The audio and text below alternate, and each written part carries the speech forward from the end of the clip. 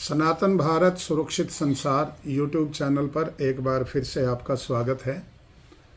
मैं पीछे पहलगांव हमले में आतंकवादियों द्वारा 26 निर्दोष भारतीयों की निर्मम हत्या के पश्चात सारी दुनिया के अंदर शोक की लहर दौड़ गई। चाहे कोई भी व्यक्ति हो, ऐसा नहीं है कि केवल हिंदुओं के अंदर ही, संसार भर में शांति से और सुकून से जीने वाले लोगों को ये लगने लगा कि ये जो इस्लामिक आतंकवाद का जो कहर है ये कहीं भी बरस सकता है।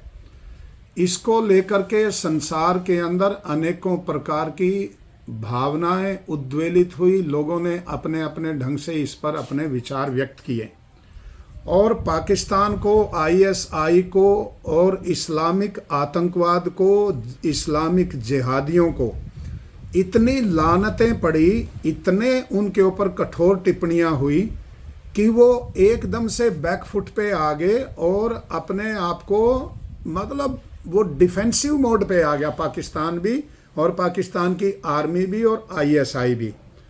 पर भारत के अंदर से अपने आप को सन्यासी कहलाने वाले और अपने नाम के आगे शंकराचार्य लगाने वाले स्वामी अविमुक्तेश्वरानंद जी महाराज की टिप्पणियों से एकदम आईएसआई को, पाकिस्तान की आर्मी को, पाकिस्तान के जिहादियों को, भारत में रहने वाले इस्लामिक कट्टरवाद को, अपना धर्म मानने वाले और इस्लामिक कट्टरवादियों को और जिहादियों को, धर्म परिवर्तन करने वाले जिहादियों को स्वामी मुक्तेश्वरानंद जी महाराज की टिप्पणियों से एकदम ऑक्सीजन मिल गई, एकदम खुराक मिल गई और उनकी जान में जान आ गई।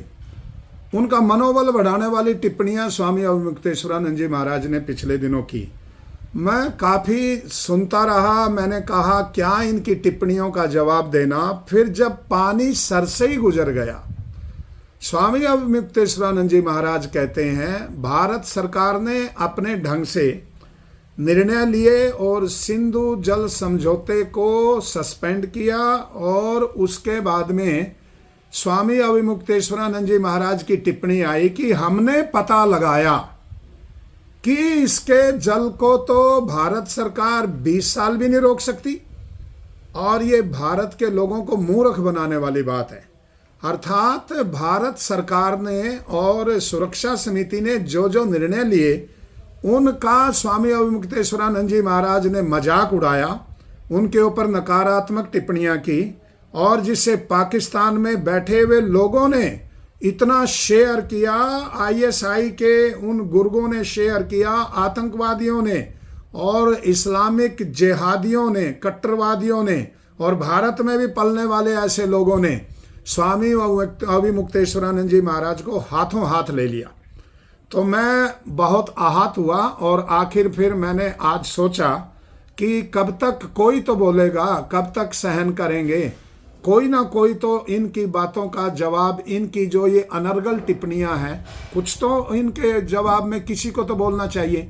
स्वामी अविमुक्तेश्वरानंद जी महाराज ने कहा कि हमने पता लगाया कि ये तो 20 साल भी एक पानी की बूंद नहीं रोक सकते, इतना समय लगेगा, इतना।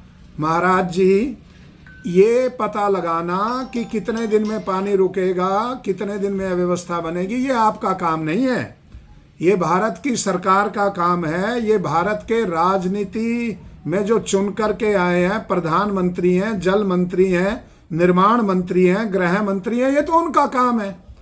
आपका काम तो कुछ और पता लगाने का था, जो आपने पता लगाया ही नहीं। ना आप लगा सकते, ना लगाने की हिम्मत कर सकते। पता क्या लगाना था आपको? आपको पता ये लगाना था कि ये जो सनातन भारत था, ये जो विश्व गुरु भारत था, ये इस्लाम में परिवर्तित कैसे हुआ, इसका इस्लामीकरण कैसे हुआ, ये पता लगाना था। इसमें जाति पाति कैसे पनपी, ये पता लगाना था। इसके अंदर छुआछूत कहाँ से आई, ये आपका काम था पता लगाने का। इसमें ऊंच नीच का भाव कहाँ आया, ये आपका काम था पता लगाने का। वो अफगानिस्तान जो महर्षि पाणिनि की जन्मभूमि था, वो पाकिस्तान और वो अफगानिस्तान जो महर्षि कपिल, कणाद, पाणिनि इनकी जन्म स्थान था, वो मुस्लिम देश कैसे बन गया? पता तो आपको ये लगाना चाहिए था। वो नालंदा का विश्वविद्यालय जो संसार का प्रथम, और तक्षशिला का विश्वविद्यालय जो संसार का पहला विश्वविद्यालय है, वो कहाँ गया? आपको ये पता लगाना चाहिए था। जहाँ पे वो तक्षशिला विश्वविद्यालय था, आज वो जगह सनातन धर्म की क्यों नहीं है? आपको ये पता लगाना चाहिए था। वो उसके बाद में धर्मशिला विश्वविद्यालय बना, और वो जगह आज भारत और सनातन धर्म के पास में क्यों नहीं है? आपको तो ये पता लगाना चाहिए था। आपको ये पता लगाना चाहिए था आज़ादी के बाद में 6 करोड़ हिंदू क्यों मारे गए। आपकी तो एक भी टिप्पणी नहीं आई। आपको ये पता लगाना चाहिए था कि एक देश के 4 देश कैसे बन गए। भारत, पीओके, अफगानिस्तान, बांग्लादेश, पाकिस्तान, ये इतने हिस्सों में भारत देश कैसे बंट गया?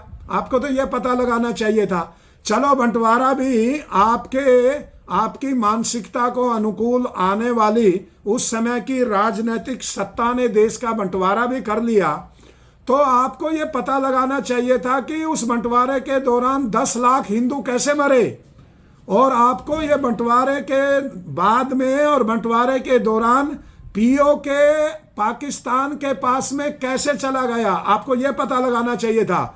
हमारी सेनाएं जीत रही थी, और जवाहरलाल नेहरू जी से समय मांगा था 24 घंटे का पूरा पीओके को खाली करवाने के लिए। उनको समय ना दे करके पीओके के मसले को यूएनओ में ले गए, लॉर्ड माउंटबेटन के कहने पर। क्यों ले गए? आपको तो ये पता लगाना चाहिए था। और वो चाइना के पास में 1962 में हमारी भारत की इतनी भूमि चली गई, और भारत की सेना को निकम्मा निहत्था करके मरवाया गया 1962 में। आपको तो ये पता लगाना चाहिए था, पर आपने ये पता नहीं लगाया। और क्यों बांग्लादेश को आजाद करवाने वाला भारत की सेना और भारत, क्यों बांग्लादेश के अंदर लाखों हिंदू मारे जा रहे हैं? आपको यह पता लगाना चाहिए था। क्यों बंगाल के अंदर रोज हिंदू मारे जा रहे हैं? आपको यह पता लगाना चाहिए था। क्यों आदि गुरु शंकराचार्य की जन्मभूमि केरल के अंदर, और वो केरल प्रांत आज हिंदू वहां माइनॉरिटी में है? आपको यह पता लगाना चाहिए था कि क्यों ऐसा है। आपको धरती के ऊपर एकमात्र हिंदू देश नेपाल राष्ट्र वो वामपंथ की चपेट में आकर के मिट गया, नष्ट हो गया। वो क्यों ऐसा हो गया, आपको ये पता लगाना चाहिए था। और यदि आप शंकराचार्य होने का दम भरते हैं, तो आप नरेंद्र मोदी जी को कहते हैं कि वहां पर चौकीदार नहीं मिला, आप उसको कहते हैं कि उसने ठीक से चौकीदारी नहीं करी। शंकराचार्य भी तो हिंदू धर्म का चौकीदार है। आपने अपनी चौकीदारी सही से करी? आप यदि अपनी चौकीदारी सही से करते तो इस देश का इस्लामीकरण ना होता। आप यदि अपनी चौकीदारी सही से करते, ये देश अंग्रेज का गुलाम ना होता। आप अपनी चौकीदारी यदि सही से करते तो अफगानिस्तान के अंदर और दुख तराने हिंदुस्तान का वो जो गजनी के अंदर चबूतरा है, जहां पर भारत की बेटी माता सीता, पार्वती, लक्ष्मी, सरस्वती, इसकी औलाद को 2-2 दिनार में बेचा गया, वो बेटियां वहां ना बिकती। आपने अपनी चौकीदारी सही से नहीं की। आप नरेंद्र मोदी को चौकीदारी करने की बात कहते हैं, आपकी चौकीदारी कहाँ है? आप सनातन धर्म के रहनुमा बनते हैं, आप शंकराचार्य कहलाते हैं, और आप कहते हैं कि हमें सोचना पड़ेगा अपनी सुरक्षा के बारे में। आपको अपनी सुरक्षा की चिंता है, आपको ये चिंता नहीं है हजारों दलित रोज ईसाई बनता जा रहे हैं? आपको ये चिंता नहीं है वामपंथ ने सारा इतिहास पलट दिया, आपकी एक भी टिप्पणी नहीं आई? आपको ये पता नहीं चला कि नालंदा विश्वविद्यालय को क्यों जलाया गया? आपको पता करना चाहिए था। आपको पता करना चाहिए था वो बिहार, जहां महात्मा बुद्ध ने विहार बौद्ध विहार के नाम से विहार इसने नाम पाया, वो विहार इस्लामिक कहर का शिकार बनता जा रहा है। वो क्यों? आपको पता करना चाहिए था महाराज जी आपको पता लगाना चाहिए था, ये मत पता लगाइए कि सिंधु जल समझौते को रोकने में और उसको पानी को रोकने में कितने साल लगेंगे। आप ये पता लगाइए क्यों श्रीलंका भारत से अलग हो गया। आप ये पता लगाइए क्यों ब्रह्मा अलग हो गया। आप ये पता लगाइए क्यों तिब्बत अलग हो गया, क्यों भूटान अलग हो गया। कहाँ गया वो ईरान, कहाँ गया वो इराक, कहाँ गया वो शाम देश जहाँ आज जिसको सीरिया कहते हैं। और भारत के अंदर ये आज 30 करोड़ के लगभग मुसलमान हैं। ये क्यों हैं? आप ये पता लगाइए कि फिर से सनातन धर्म का साम्राज्य कब स्थापित होगा, कब सनातन का झंडा सारे विश्व में लहराएगा। आपको तो ये पता लगाना था, आपको तो ये भी पता लगाना चाहिए था कि कब अपने धर्म से, अपने पूर्वजों से भटके हुए ये जितने हमारे मुसलमान भाई हैं, किसी का परदादा हिंदू था, किसी की 4 पीढ़ी पहले हिंदू थे, किसी के 6 पीढ़ी पहले हिंदू थे, ये कब से अपने मूल सनातन धर्म में वापिस आएंगे और सारी मानवता के लिए मानवता का संदेश लेकर के विश्व भर में जाएंगे। आपको तो ये पता लगाना चाहिए था, आपने तो ये पता नहीं लगाया। आपको ये पता लगाना चाहिए था क्यों पंजाब का सारा दलित समाज ईसाई होता जा रहा है। आपको ये पता लगाना चाहिए था कि क्यों ये जो ईसाइयत का चंगाई एक जो ड्रामा है, ये जो बड़बड़ा करके बड़बड़ करके रोगों को ठीक करने का दावा करके और गरीब हिंदुओं को ईसाई बनाते जा रहे हैं। आपको तो ये पता लगाना चाहिए था कि ये षड्यंत्र कब तक चलेगा, पर आपने इनमें से किसी भी चीज का पता नहीं लगाया। आपने पता क्या लगाया कि भारत सरकार ने सिंधु जल समझौता निरस्त किया है और फटाफट आपने इतनी फुर्ती दिखाई कि इसका पता लगाते हैं कि ये पानी कितने सालों में रोका जा सकता है। महाराज जी आपकी टिप्पणियों से पाकिस्तान के चेहरे पे मुस्कुराहट आई, जिहादी मुसलमानों के चेहरे पे मुस्कुराहट आई, आपकी टिप्पणियों से आतंकवादियों के चेहरे पे मुस्कुराहट आई कि हमारा एक वकील भगवाधारी भारत में बैठा है। आईएसआई ने आपके वीडियो को हाथों हाथ लिया, पाकिस्तानी आर्मी ने लिया और जिहादियों ने लिया, वामपंथियों ने लिया और इन कांग्रेसियों की जान में जान आ गई। महाराज आप भारत का खाते हैं, भारत की जनता के कारण आप सोने चांदी के सिंहासन पर बैठ करके और अपना एक ऐसा जीवन जी रहे हैं कि जो बहुत धन और ऐश्वर्य के स्वामी और बहुत बड़े धनपति जैसा जीवन जीते हैं।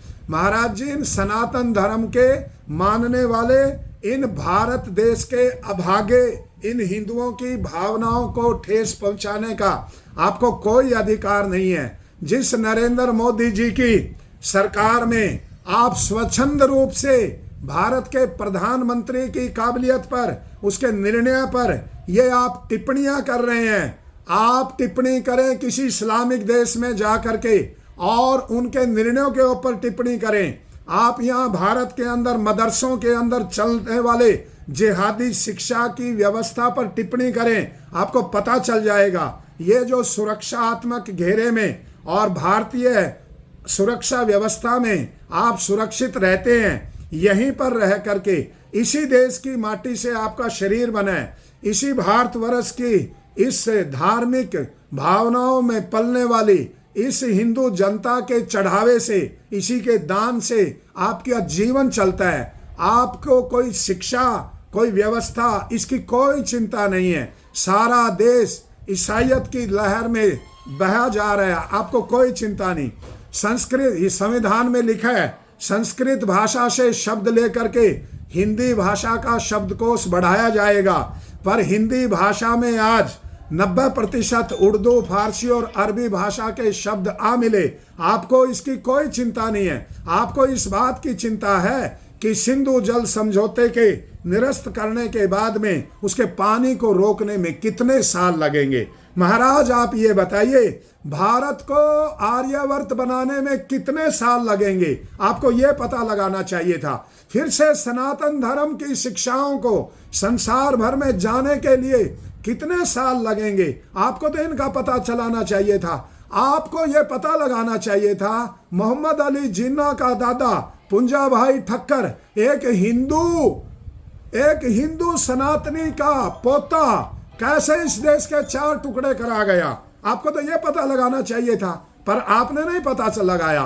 एक बंगाल का युवक काला पहाड़ हिंदू बनना चाहता था, अपनी पत्नी को, नवाब की बेटी को शादी करके हिंदू बनाना चाहता था। आप जैसे पोंगा पंथियों ने उसकी पत्नी को हिंदू नहीं बनने दिया। कश्मीर का एक समय सारे के सारे मुसलमान हिंदू बनना चाहते थे, आप जैसे पोंगा पंथियों ने उनको हिंदू नहीं बनने दिया। अनेक समय पर बहुत बड़े बड़े लोग इस्लाम के सनातन धर्म को स्वीकार करना चाहते थे। आप लोगों के यहाँ शुद्धि की व्यवस्था को कोई स्थान नहीं है। आपको ये पता लगाना चाहिए था कि जिस पानी की टंकी से पानी तो निकल सकता है, उसमें वापस पानी नहीं डल सकता, उसमें पानी कब तक रहेगा महाराज। हिंदू धर्म से कोई निकल करके मुसलमान बन सकता है, ईसाई बन सकता है, वापिस नहीं आ सकता, तो ये सनातन हिंदू धर्म कब तक जीवित रहेगा महाराज।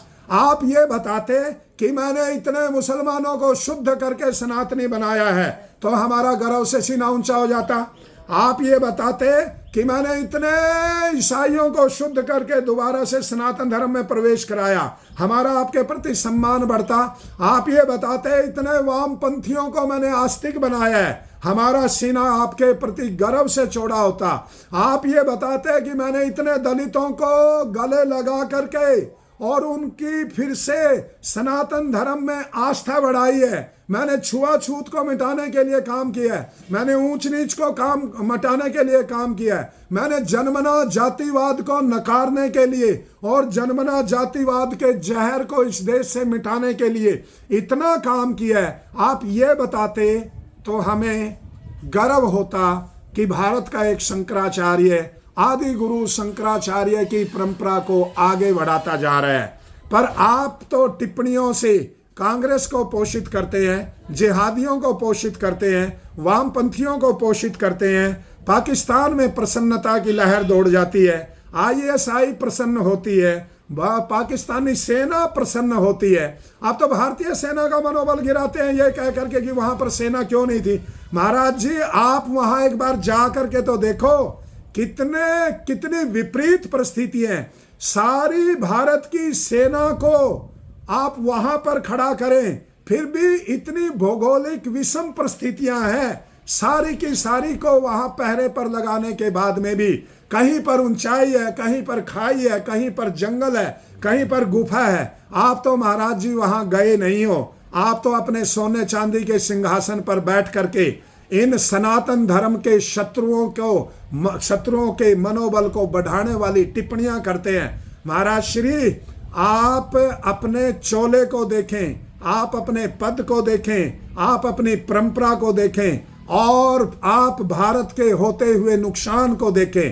आप POK क्यों गया, क्यों 62 में चाइना के पास में गया, क्यों बांग्लादेश, क्यों पाकिस्तान, क्यों POK, क्यों अफगानिस्तान, कहाँ गया वो पुराना आर्यवर्त जिसको महर्षि मनु ने कहा था, और कहाँ गया वो महर्षि मनु का चरित्र का पाठ जिसको महर्षि मनु ने कहा था एतदेश प्रसूतस्य साकाशाद अग्रजन्मना स्वयं स्वयं चरित्रम शिक्षेरन पृथ्व्याद सर्व मानवा, कि इस देश के अंदर हिमालय की गुफाओं और चोटियों पर बैठे हुए ऋषियों के सानिध्य में सारे पृथ्वी से, सारे संसार भर से लोग अपने चरित्र की शिक्षा लेने आते थे।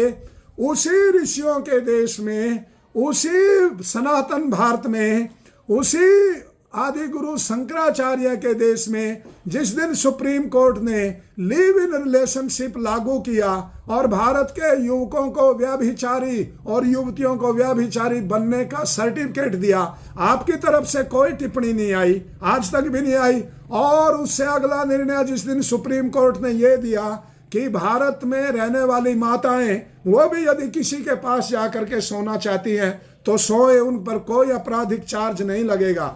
आपकी तरफ से तो कोई टिप्पणी नहीं आई, ना उसके बारे में आपकी कोई टिप्पणी है। आपकी टिप्पणियां किसमें है?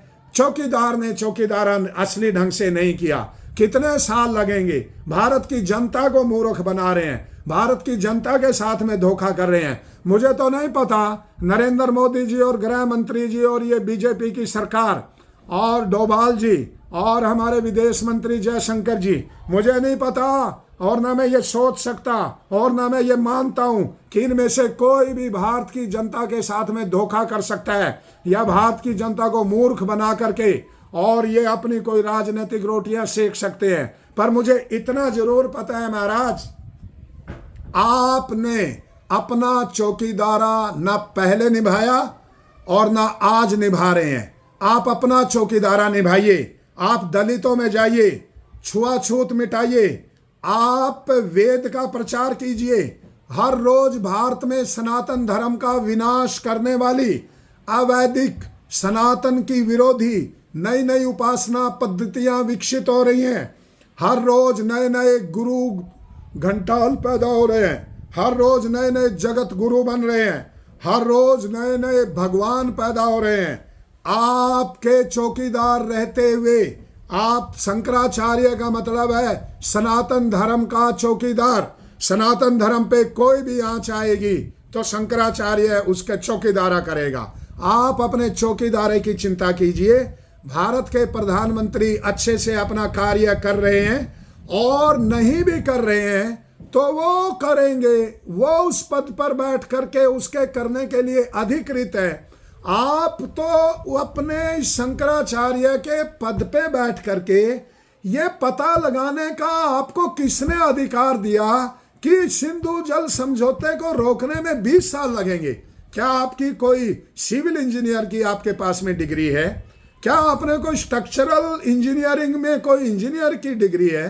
आपके पास में कौन सा ऐसा ज्ञान है जिससे आपने तुरंत पता कर लिया? आपने तो पूछ के ही पता लगाया होगा किसी से।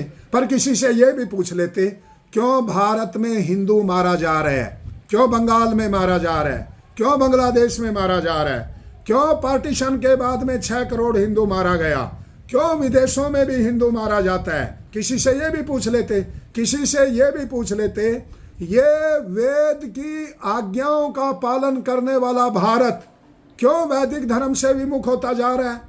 क्यों वेद की शिक्षाएं विमुख हो रही हैं? क्यों आप किसी से ये भी पता कर लेते कि आज तक भारत की यूनिवर्सिटियों में और भारत के कॉलेजों में, स्कूलों में क्यों ये पढ़ाया जा रहा है कि आर्य बाहर से आए? आप ये भी पता कर लेते, भारत की खोज में क्यों जवाहरलाल नेहरू ने ये लिख दिया कि आर्य बाहर से आए?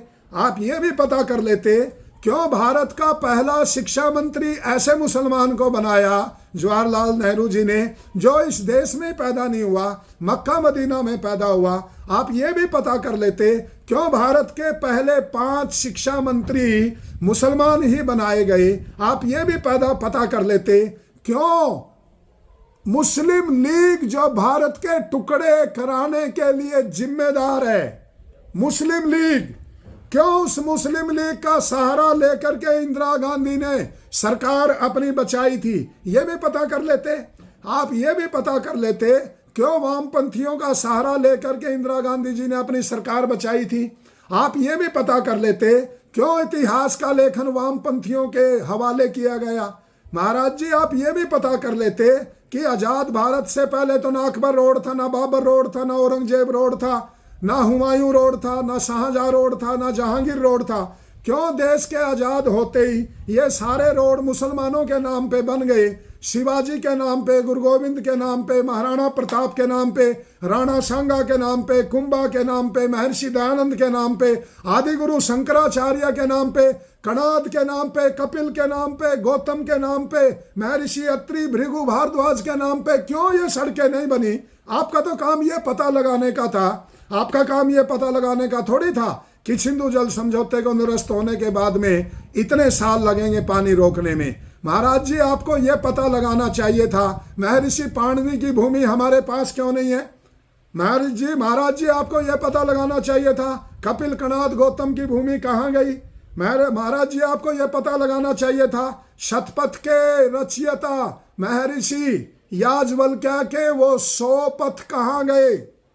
वो शतपथ कहाँ हैं? उनमें से तो आज केवल 20 पथ हैं, 80 पथ कहाँ गए?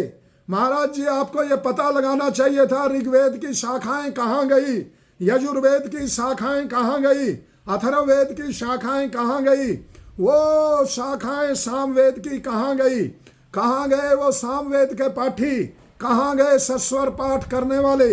आपको तो ये पता लगाना चाहिए था, आपको ये पता लगाना चाहिए था कि ये इस्लामिक मदरसों को सरकारी ग्रांट किसने शुरू की। आपको ये पता लगाना चाहिए था ये मस्जिदों के मुल्लों को मौलवियों को तनख्वाह सरकारी कोष से किसने प्रारंभ की। आपको तो ये पता लगाना चाहिए था, आपको तो ये पता लगाना चाहिए था कि ये शिक्षा के अंदर मदरसे बोर्ड किसने बनाए। आपको तो यह पता लगाना चाहिए था संविधान में धर्मनिरपेक्ष शब्द 70 के बाद में क्यों जोड़ा गया। आपको तो यह पता लगाना चाहिए था कि वक्फ बोर्ड क्यों इतना मजबूत बना दिया गया कि 90 के बाद में इसकी संपत्ति इतनी बढ़ गई। और महाराज आपको तो ये पता लगाना चाहिए था कि राम मंदिर इतने दिन लटक लटक करके बना है और उसकी जो वकालत करने वाला जो संगठन है वो किसने बनाया था। मस्जिद की, बाबरी मस्जिद की वकालत करने वाले उस संगठन का नाम क्या है, उसका क्या नाम है, वो भी तो पता लगाते। शिया बोर्ड बना, सुन्नी बोर्ड बना, अहमदिये, क्यों इस देश के गद्दार ये अहमदिये पाकिस्तान बनाने के बाद, पंडित लेखराम का बलिदान लेने के बाद क्यों कादिया में अपनी राजधानी बना करके बैठे हैं। आपको तो ये पता लगाना चाहिए था। 6,000 विद्यार्थी पूरे विश्व से आकर के और यहाँ देवबंद के मदरसे में पढ़ करके मौलवी बन करके तैयार हो करके और तालिबानी शिक्षा लेकर के यहाँ से जा रहे हैं। ये किसने शुरू करवाया, किसने इनको ग्रांट दी, किसने इनको विश्वविद्यालय का दर्जा दिया। आपको तो ये भी पता लगाना चाहिए था। क्यों एक बार इसमें उग्रवादियों को पकड़ने के लिए सीबीआई की रेड डली थी और भारत की सुरक्षा एजेंसियों ने रेड मारी थी, सारे विश्व से दबाव डलवा करके उनको छुड़वाया गया और वहां से वापस अपमानित होकर के सुरक्षा एजेंसियों को वापस भेजा गया। क्यों भेजा गया आपको ये पता लगाना चाहिए था, पर आपने इनमें से कुछ भी पता नहीं लगाया।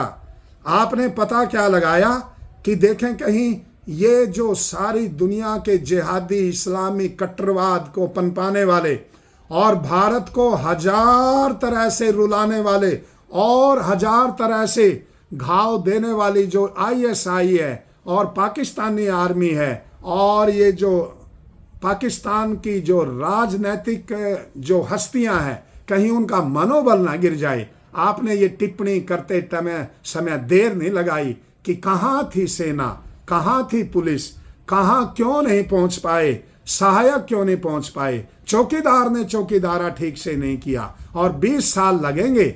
महाराज जी आप ये बताओ सनातन धर्म को वापिस प्रतिष्ठित होने में कितने साल लगेंगे। आप ये बताओ छुआछूत, ऊंच नीच, जाति पाति, इसको मिटाने में कितने साल लगेंगे। आप ये बताओ वैज्ञानिक और वैदिक वर्ण व्यवस्था को लागू होने में कितने साल लगेंगे। आप ये बताओ कि वेदों को शिक्षा का हिस्सा बनने में कितने साल लगेंगे। आप ये बताओ ब्रह्मा से लेकर के जैमिनी पर्यंत ऋषियों की शिक्षाओं को, विचारों को, उनके जीवन चरित्र को शिक्षा का हिस्सा बनने में कितना समय लगेगा। आप ये बताओ ये लिव इन रिलेशनशिप जैसे काले कानून वापिस होने में कितना समय लगेगा।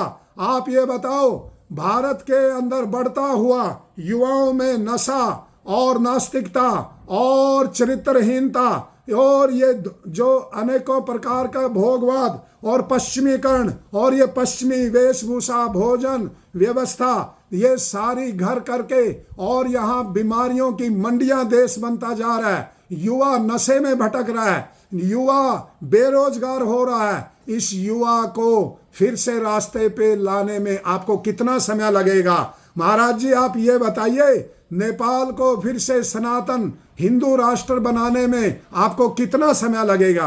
आप अपनी चौकीदारी के बारे में बात करिए।